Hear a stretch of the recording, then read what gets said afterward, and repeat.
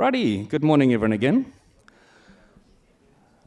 That's a sufficient period, it's 9:32, close enough. We'll kick off with the actual real business of PyCon ZA, hearing interesting people tell us things we didn't know before that we'll learn from. Our opening keynote this morning for our conference is by Rudy Giesler, who has been working with Reach Digital Health for the last 8 years, creating open source solutions using Django and Python to help the country's most vulnerable citizens live healthy and empowered lives. As a side note, I did ask Rudy last night if it's Giesler or Giesler. Giesler it is. We're in Natal, we'll be English. If Reach Digital Health sounds vaguely familiar to you, or at least the work sounds familiar, they're the guys who were PrayCult, and something before that, I think. But anyway. Rudy will be talking to us about green coding, in other words, environmentally sustainable programming practices, a very important, very broad, and very interesting and sought after topic. So we thought we'd make a great keynote. That's enough from me. Rudy, over to you. Thank you. Oh, sorry, not quite. My apologies. I forgot one thing. For online attendees, there is a Discord channel per room. So under the channels, there's a main hall channel. Please put any questions you've got for Rudy in that channel. I'll be able to see those and we'll put them to Rudy at the end of the keynote. Similarly, in-person guys will take questions too, but that's easier. I'll bring you this microphone. Cool. Now I'm done. Thank you. Thank you. Thanks for the great introduction.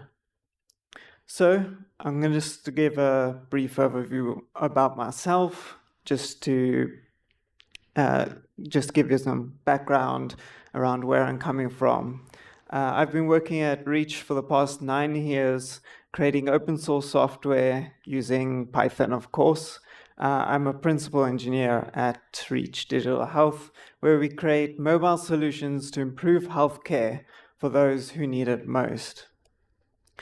Now, Reach is a non-profit organization based in South Africa, previously known as PrayCult.org, previously known as PrayCult Foundation, where we use existing technology to improve healthcare and create social impact.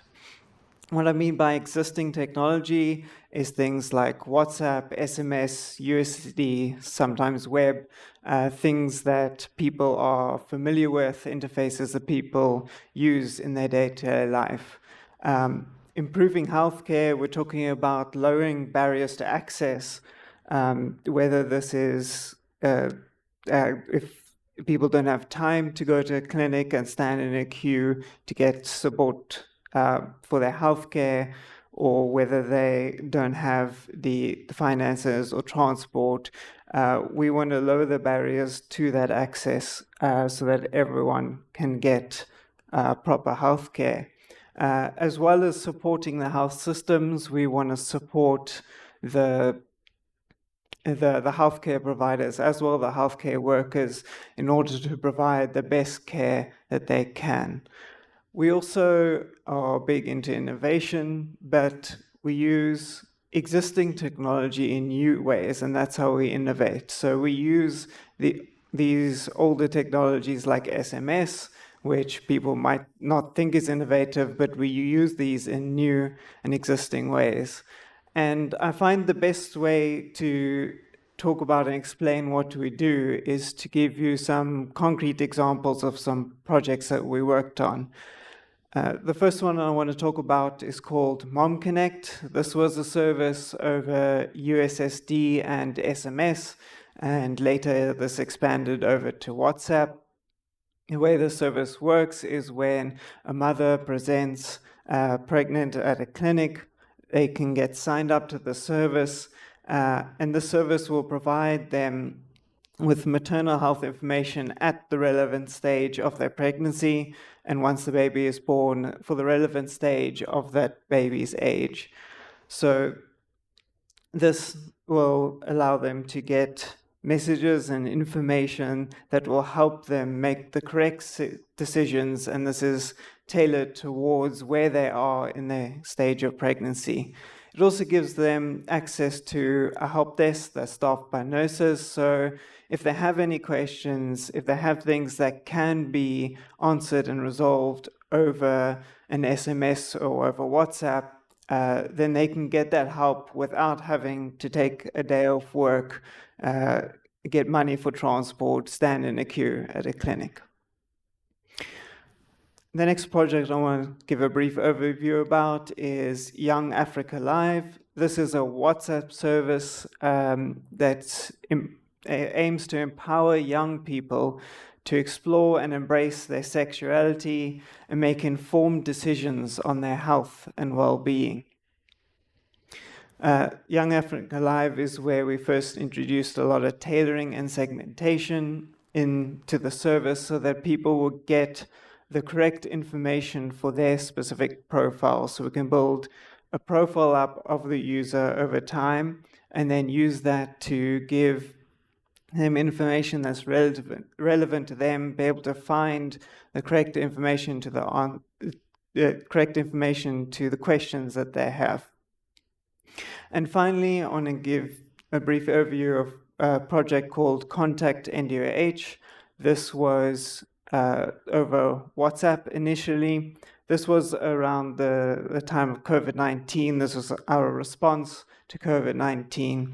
It started off as just a way for people to browse accurate information directly from the Department of Health, to have accurate and up-to-date information. There was a lot of misinformation swirling around on WhatsApp as well, and we wanted to provide a way for people to see and access accurate information around COVID-19.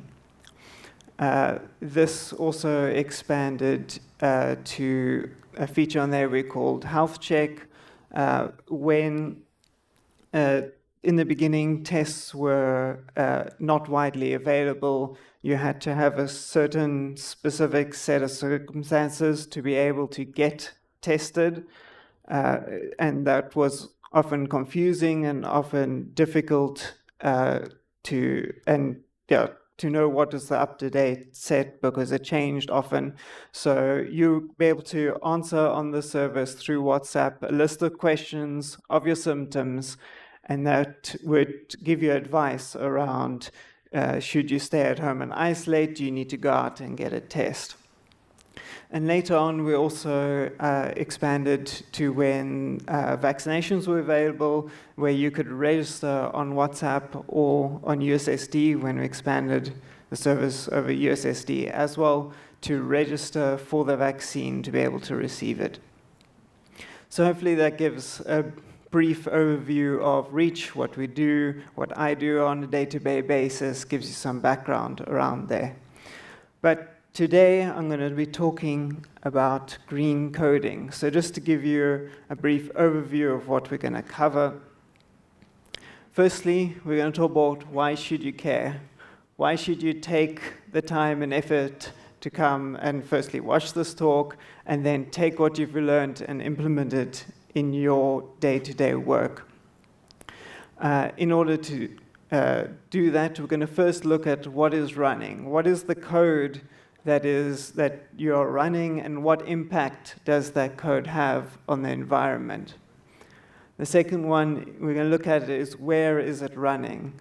Whether it's running on a server, on a user's device, on a laptop, where does this code running, and what impact does that choice of where you choose to run it make?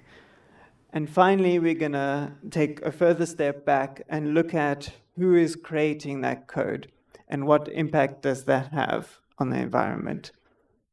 So in this talk, I want to give you a specific set of skills instead of solutions. This is a very complicated topic. The answers are often non-intuitive, and I think that the best solution differs widely according to the specific circumstances that you and your organization are in. So I don't think there's one clean answer that I can give everyone, but I'm hoping to give you a set of tools, some knowledge around the field, some basic knowledge, and a set of tools that will help you make the best decisions to have the biggest impact that you can. Some caveats: I do not have a degree in environmental science.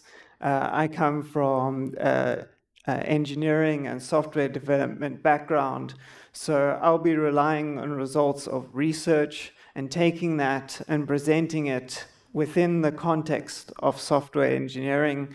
So we'll have a look at the research, what the research says, and how we can apply that in our day-to-day fields. Second caveat, at JanuCon EU this year, there was a talk by Andrew Aikman titled Green Coding with Django. You might notice that's a very similar title to mine. This is where I was first introduced to this concept of green coding. And so I drew a lot of inspiration from that talk. I drew a lot of learning from that talk, but I wanted a talk that took a different approach to green coding. I wanted it to have the local context, the South African context, and so that's what I did. I put together this talk to kind of approach it the way I would want to approach it, as well as keep that local context.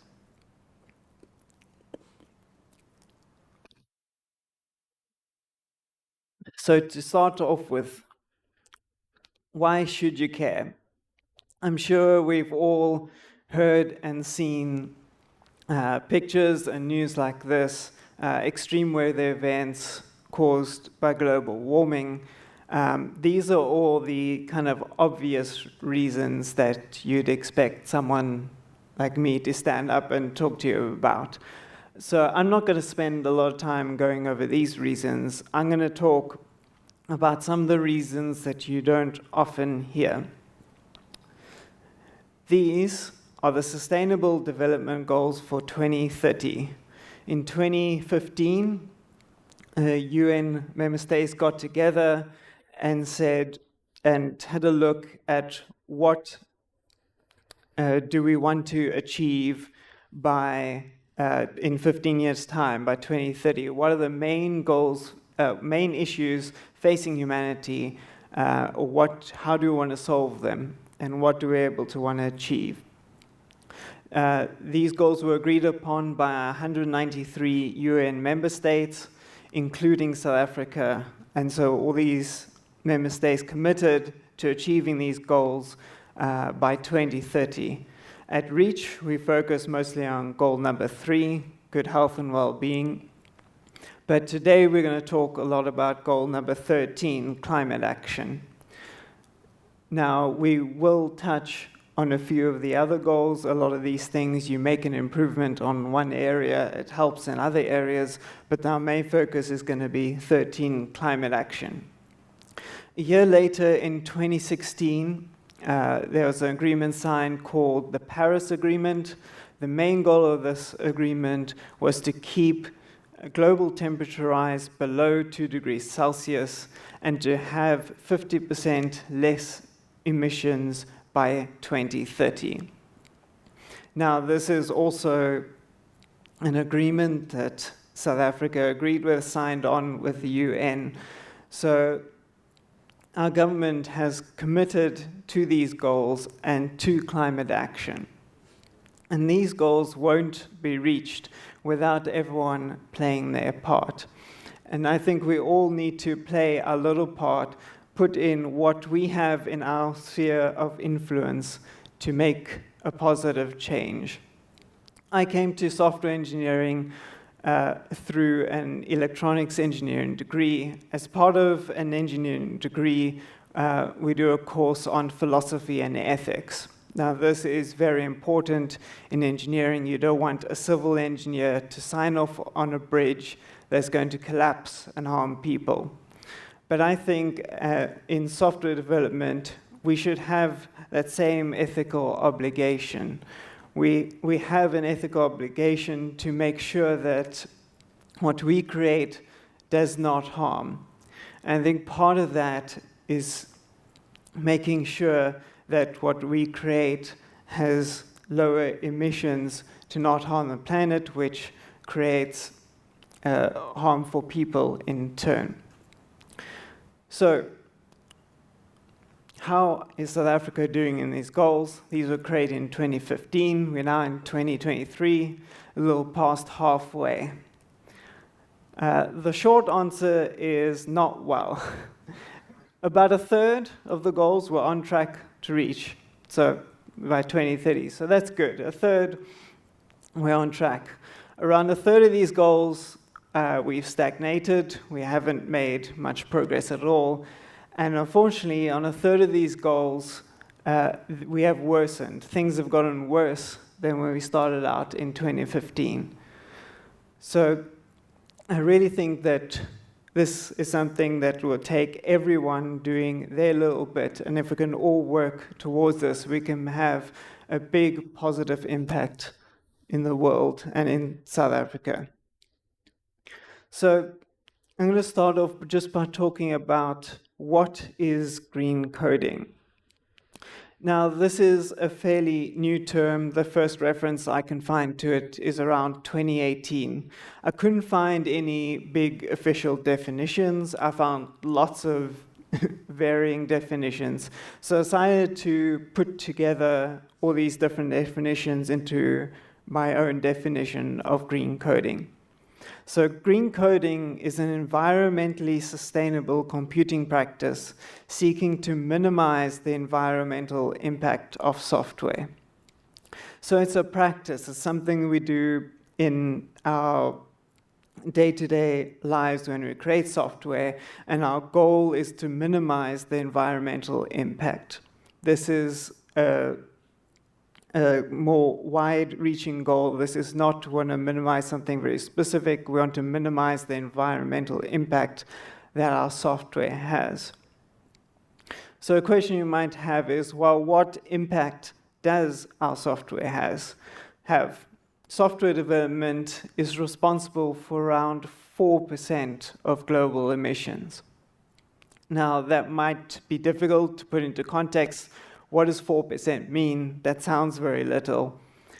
The entire aviation industry, now, if you think of the aviation industry in terms of environmental friendliness, these are the people who are often vilified in the media. These are, whenever you look at an article, you see advice about taking trains instead of flying, about the huge emissions that aircraft create.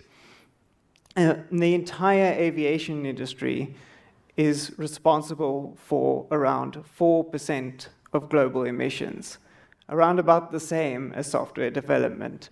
So when we think about the impact software development has on the environment, we can think about it in terms that it has about the same impact as the entire aviation industry.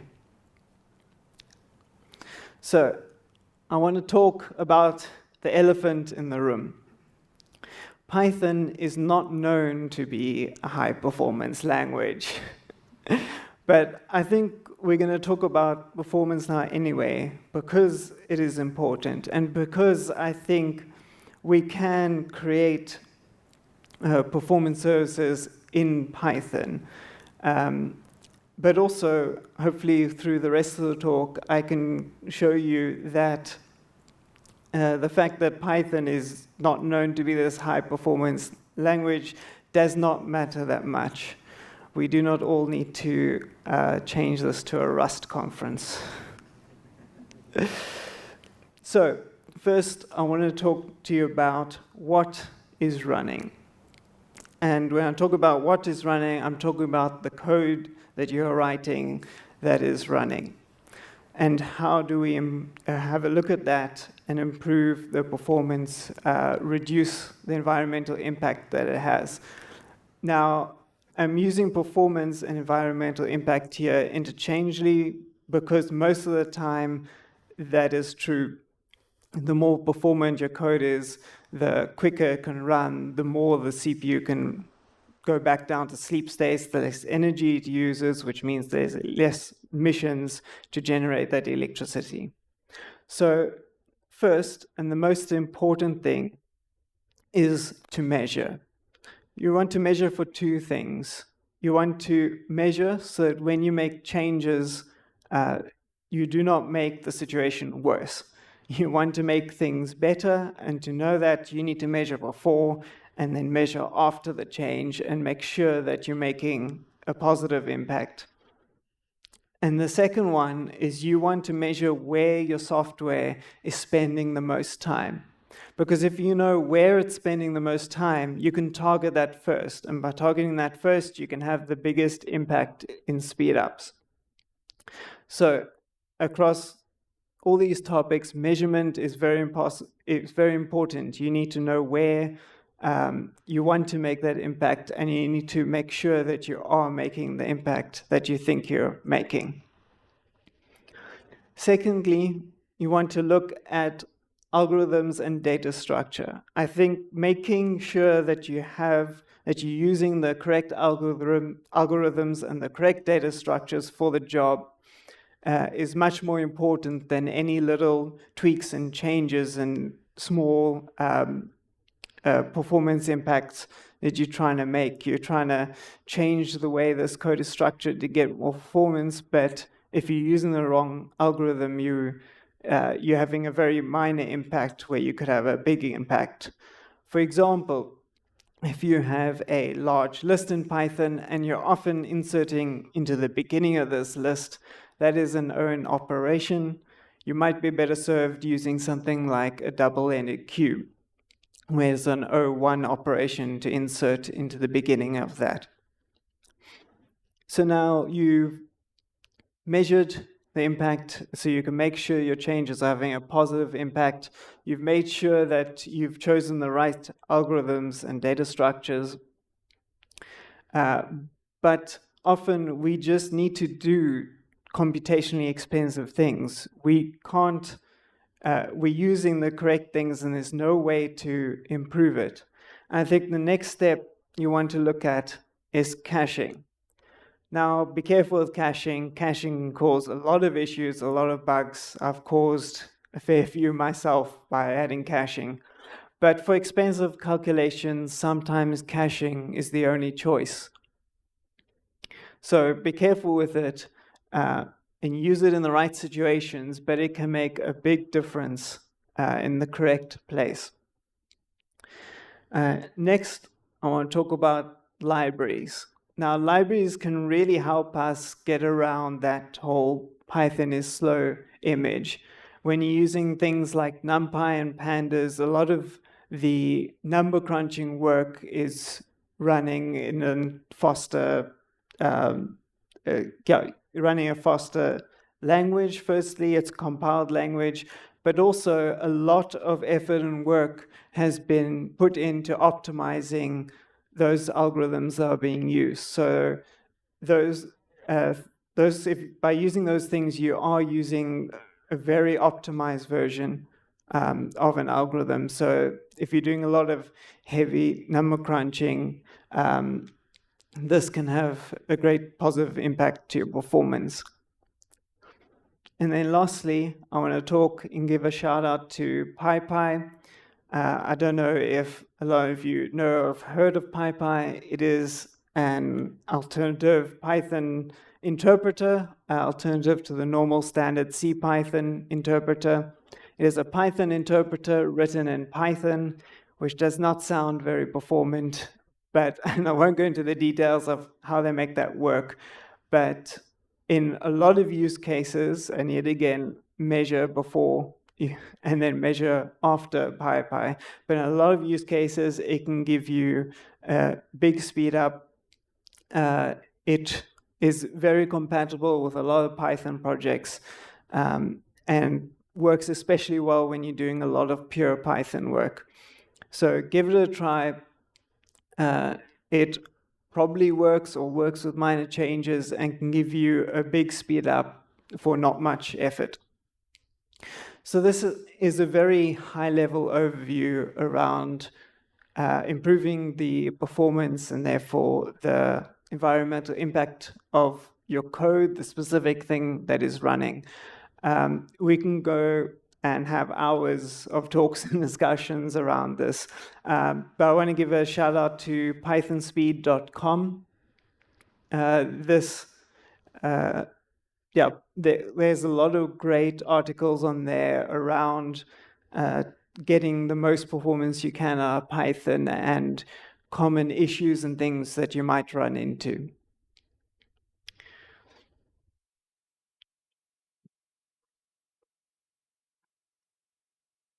You get my lovely drinking sounds there. Okay, next I want to introduce a new term, embodied energy. So when thinking about the emissions, often we're thinking about the energy required to, say, run this laptop. But what we're not thinking about is the energy required to create this laptop. To create this laptop, we need to mine raw materials, we need to smelt and process them, we need to assemble them, we need to transport them. All of that goes into creating this laptop. So often there's a trade-off between the amount of energy required to run something versus the amount of energy required to create something new that is more energy efficient. So the definition of embodied energy is the sum of all energy required to produce goods or services. So we're looking at a holistic view of what all did we need to put together to create the hardware and the service, not just what we need to keep it running. So this moves us over to where is it running. And I think when we're talking about where things are running, we must keep in mind that it's not only, if you're creating a web service, for example, it's not only the servers that require energy, it is the user's device who is using your service that require energy. So for this example, I'm going to have a look at the energy usage of me sitting on my couch watching Netflix. So in this case, the data center uses around 6 watts. That's about 6.4% of the total usage. The network here uses around 18 watts. That's about 19.1% usage. And that kind of makes sense to me. You're streaming video. It's not a very server-intensive, compute-intensive task to serve that video. So data center usage is small, but these are large, high-definition video files. So the network usage, energy usage is high. But what is perhaps surprising is that nearly 3/4 of the energy, 70 watts, is being used by me and the TV that I'm watching it on. So this is often surprising and unintuitive, and I think we must always make sure that we're looking at what we're running on user devices as well as what we're running on our servers, because that can often have a big impact. And obviously, this isn't true for all services. Some services might have do a lot of compute in the data center, and people, if I was watching Netflix on my cell phone, that would have a very different view of this graph. So how does this translate into environmental impact, into CO2 emissions? So for this, I want to show you where it is running makes a difference not only between server versus user device, but where in the world something is running. So if I had to watch a Netflix show for half an hour, you can see in different countries that makes a big difference to the environmental impact. In South Africa, if I watch that show for half an hour, that's equivalent to driving around 175 meters in a car. If I was watching that in France, in that same car, using that same amount of emissions, that same car would only take me 20 meters. South Africa, unfortunately, has a very dirty energy mix, so our electricity has very high emissions. But I think it's important to think about where things are happening. And you can see that just because something takes so many watts of electricity does not mean it has the same amount of emissions. Now, if you're paying close attention to that chart's title, you might have seen I introduced a new term without telling you about it, CO2e, or carbon dioxide equivalent. Now, this is something we use to compare greenhouse gas emissions. For example, if you have two services, service A and service B, and you want to choose the one that has the lowest environmental impact, service A might release 1 kilogram of methane and 9 kilograms of carbon dioxide, while service B releases 1 kilogram of carbon dioxide and 9 kilograms of methane. And now you want to be able to compare these, but that's difficult. You could just say, well, I add the 1 and the 9 for both, and they're both 10, and therefore they're both equivalent. But it turns out that certain gases have a much bigger greenhouse gas effect compared to other gases. For example, methane has almost 30 times, 29.8 times the effect that CO2 has. So what we do is we normalize everything to carbon dioxide because we had to choose one, so we chose carbon dioxide, normalize everything to that, and so we take the amount of methane, multiply that by 29.8, add the carbon dioxide, and then we get the CO2 equivalent emissions for the service. Now, this is an abstraction. As with all abstractions, it's not perfect, but it does allow us to compare emissions across different processes, and that is very useful. So when in the previous slide, we were looking at the CO2e. We're looking at all the greenhouse gases emitted during those processes, equivalent as if they were all carbon dioxide.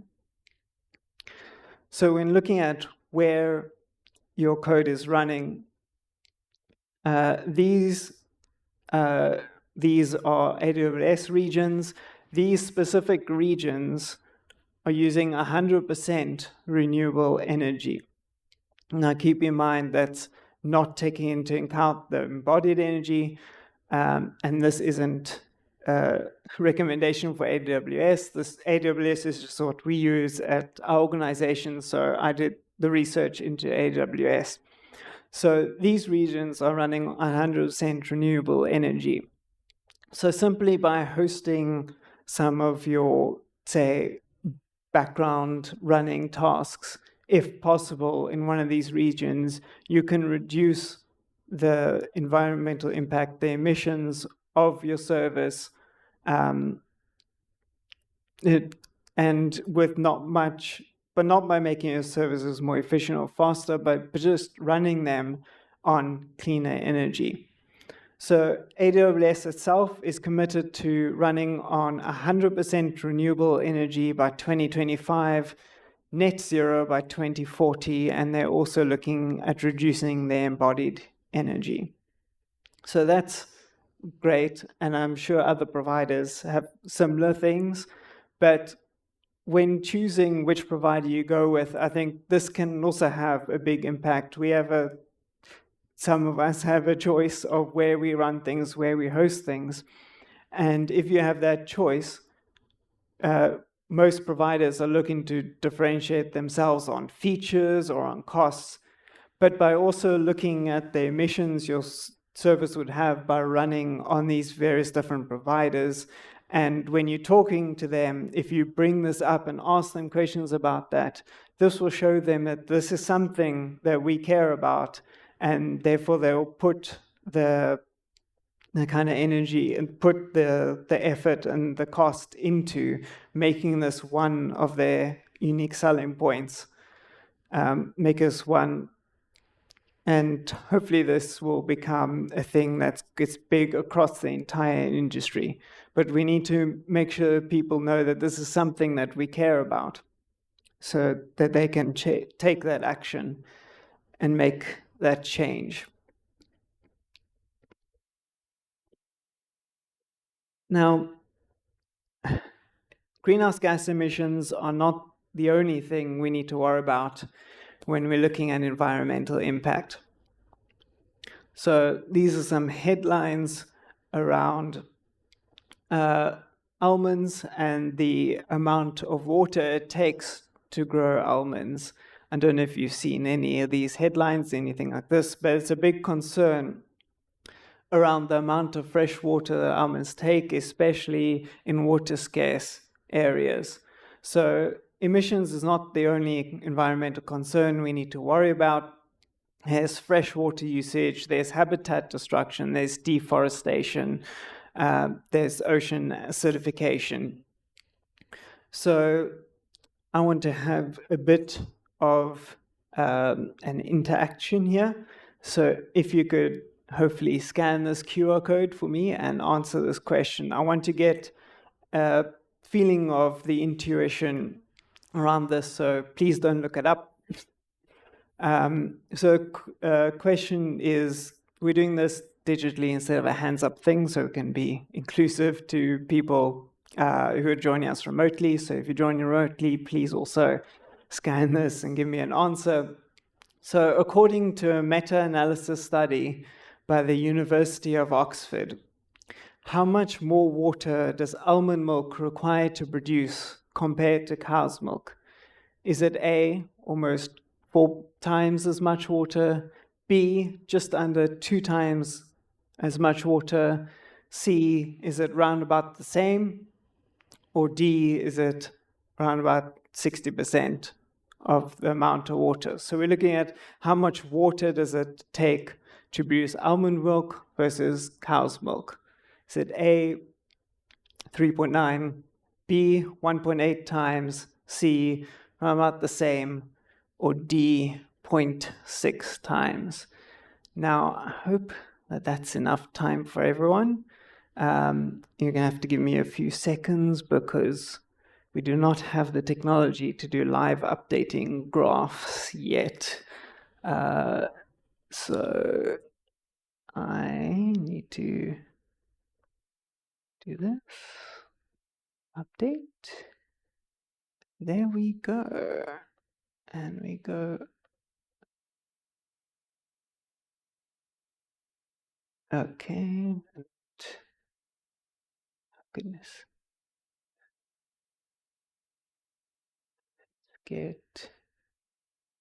There's my presenter view. Okay. There we go. So now we can make. Okay. Sorry for the interruption.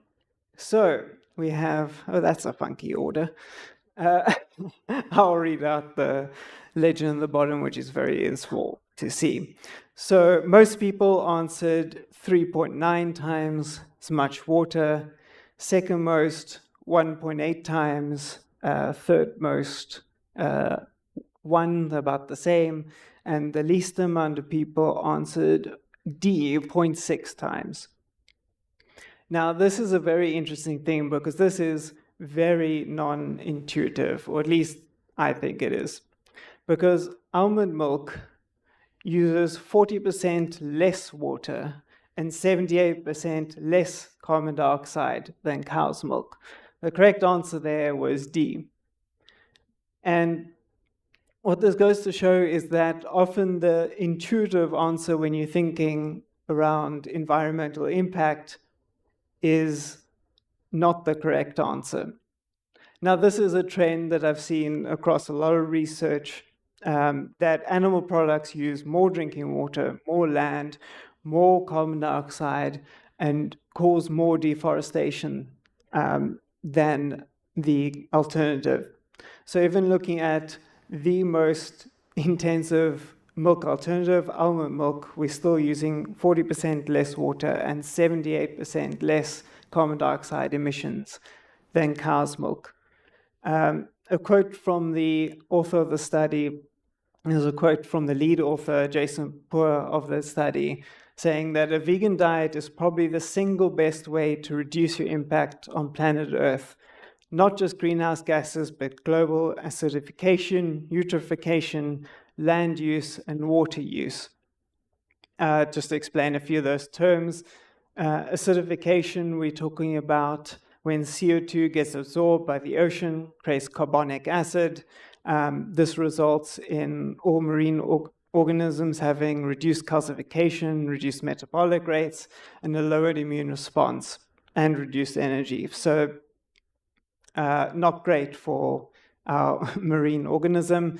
Eutrophication is when a body of water is over-enriched with nutrients, which increases algae and macrophytes. And so the reason I think the author said this is that there's a lot of things that we don't control. There's a lot of things that we don't have at least a direct or even an indirect control of. The electricity that we're using here to run this conference, we don't have a lot of control over Eskom. Otherwise, I'm sure we all have our opinion of what we do differently. But we cannot create it. Most people do not have the choice to have greener energy and to install solar panels and all of that.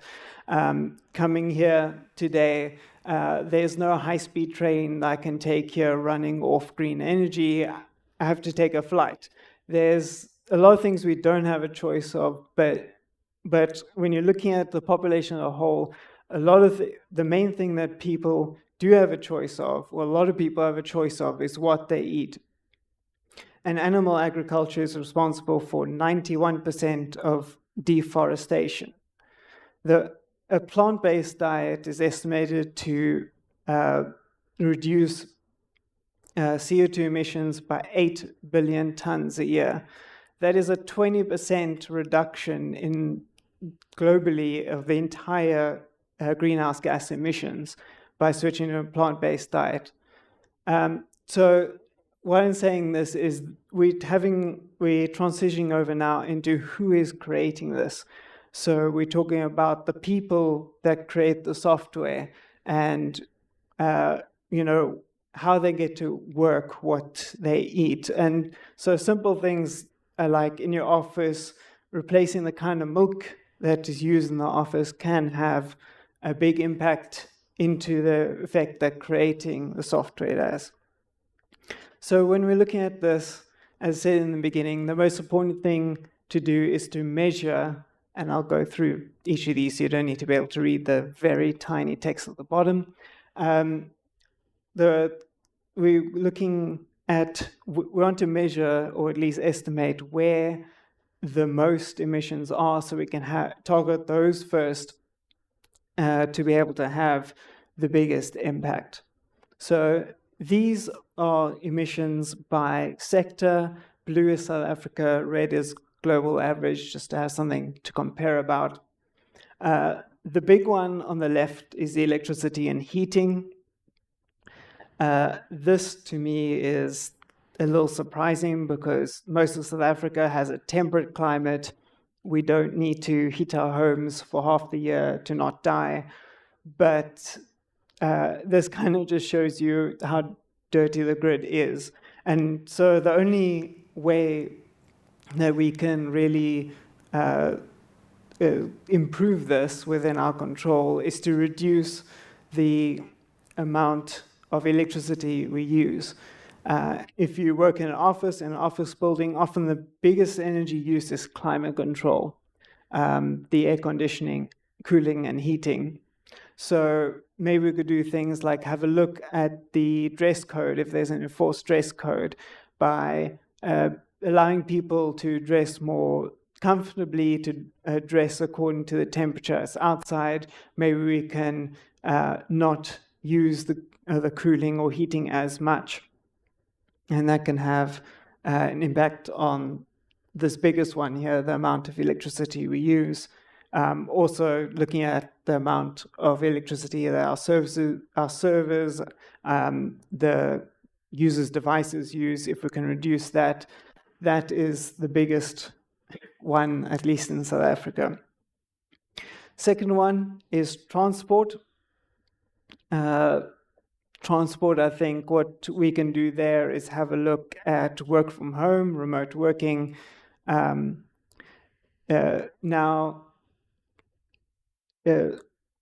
what I said, it's important to measure or to have a look at estimate. So don't believe me when I say work from home reduces emissions, because there are economies of scale at work. There are certain things that if you do it for everyone in the office, you can do it with less energy than everyone doing it individually in their own home. But having a look at the studies on this, work from home definitely does decrease emissions. Next one there is manufacturing and construction. Now, manufacturing and construction is a big thing that encompasses a lot. So obviously, work from home, if you can reduce the amount of office buildings, that reduces the amount of construction we need to do.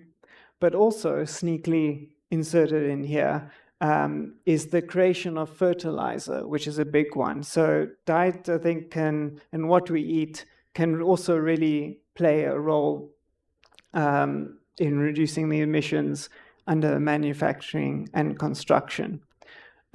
Next up is fugitive emissions. This one, at least in South Africa, I would lump mostly with electricity and heating.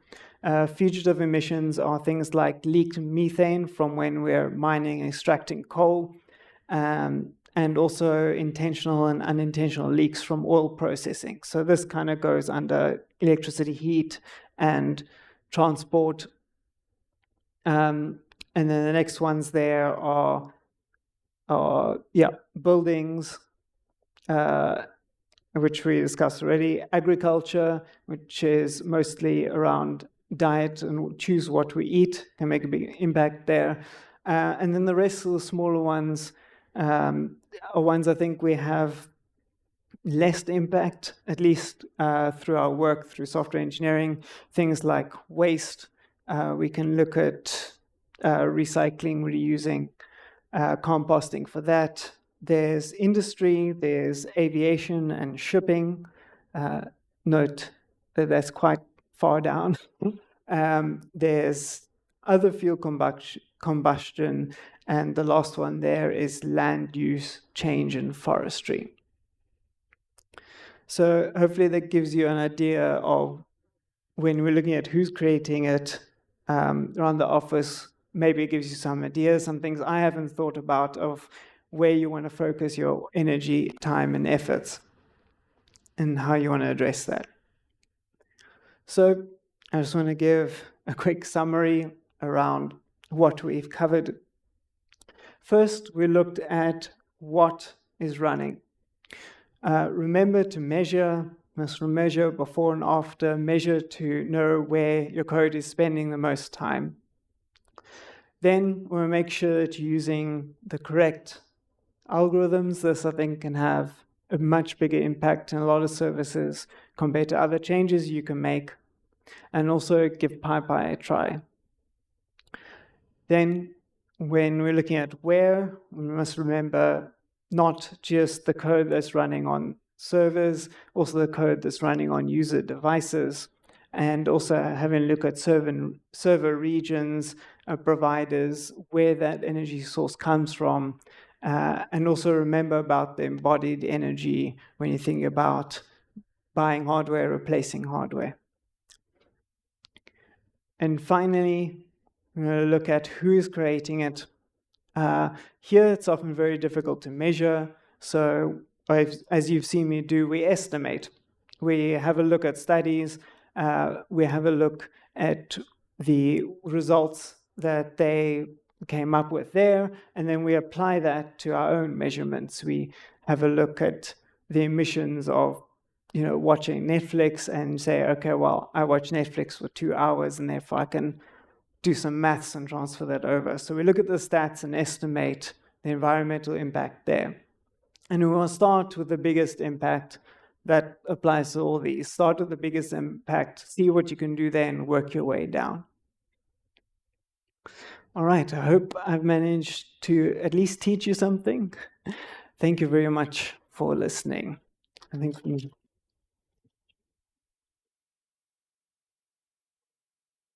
Thank you, Rudy. That was very interesting, very informative. Not often we get a talk on this kind of topic, so fantastic. Thank you. There has been a whole heap of conversation on Discord, mainly Eskom jokes, but that's the kind of thing you expect in South Africa. Do we have any questions from the floor? James?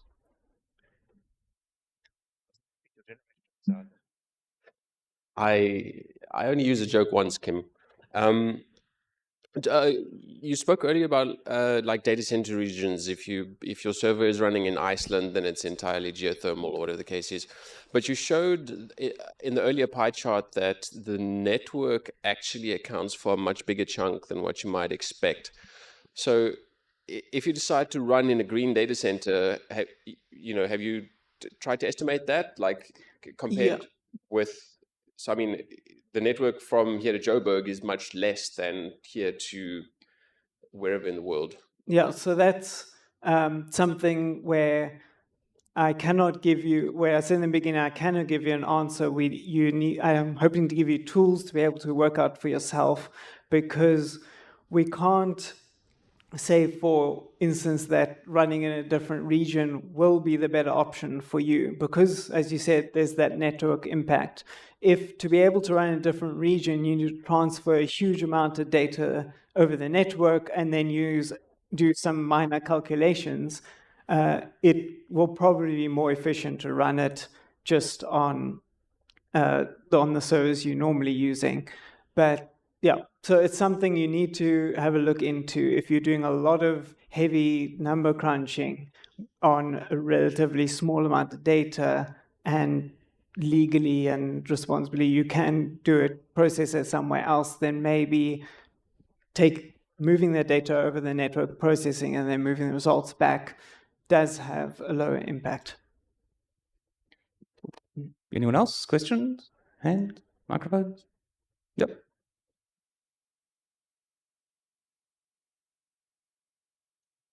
Thank you for your talk. I come from a HPC background, so obviously optimizing code is key. One of the things you spoke about is measurement. So I'm not sure if you know about the Scalene profiler, which allows you to give you, for each line of code, if it's the CPU usage, memory usage, or GPU usage. Yeah, so I've heard of it. I've never used it. I think things like that are important because, as I said, when you measure, you don't want to measure just the overall impact. You want to measure where your code is running to be able to, and that's one of the tools. There are multiple tools. I didn't want to go, didn't have, we have a very long talk if I went into, I think using those tools is probably a whole talk on itself. So yes, thanks for bringing that up. Python Speed also has a bunch that they recommend. There's a whole bunch of these tools around. Thanks. Benjamin, up back there.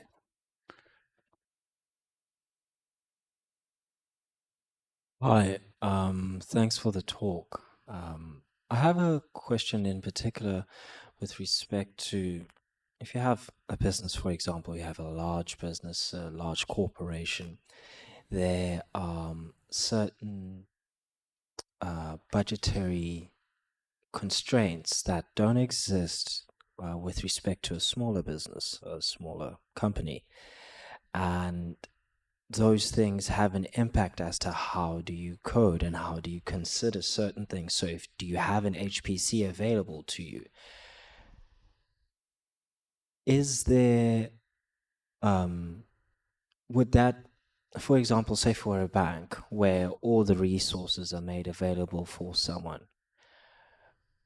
would there be much relevance to actually convincing them that these methodologies still hold weight for them, considering the fact that they say we're going to provide whatever we can for our employees as long as we can just get the job done. Is there that sort of consideration for this? Because at the end, you always have to say, well, is this actually going to be applied more than anything else? Thanks, mate. Yes. I think talking about the kind of sphere of influence you have is important. If you don't have influence over something, often there's a lot we don't have a choice in. Then there's nothing much we can do. But what we can do is talk about these things. What we can do is kind of say, we are professional. As professionals, we think that this is the ethically correct thing to do. We do not want to do this. And you can talk about these things and make it known and kind of do the research, do the calculations, and see what impact you can have. Now, and so if this is something that you have no impact on, I would say don't worry about it. There are other ways, other things you can do to make an impact. So focus on what you can have an impact on. Focus on the kind of the little ways that you can have an impact. But I think having a look at if there's resources available, whether those resources are used or not can have an impact. Modern CPUs, for example, are very good at scaling down to very low usage when they're not being used. So the power difference between using them, not using them. So I think even if you have a large amount of resources available, making efficient use of those resources is important as well. Thanks. I'll take one question from online, and then I think we're pretty much out of time. So a question from Gordon, which I've lost. Thanks for the great talk, he says, which is not the question part. Do you have some rules of thumb about software scale? Say per 10,000 mobile users that cause 1 second of a single thread to run, and maybe to compare that to something in everyday life, say emissions of driving a car 100 kilometers, or something like that, as he was. I don't have that offhand, but that is something you can calculate. We need to look at the energy usage. But as I say, that can vary depending on where you're getting your energy from, things like that. So it's wildly variable. So I don't have a rule of thumb because these things they can have very small, very big impact. So I think it's important to measure it for your specific circumstance and have a look at it that way. Yeah. Perfect. And that brings us to exactly 10:30. So we shall call it there. Thank you very much, Rudy. Fantastic keynote. Thank you very much.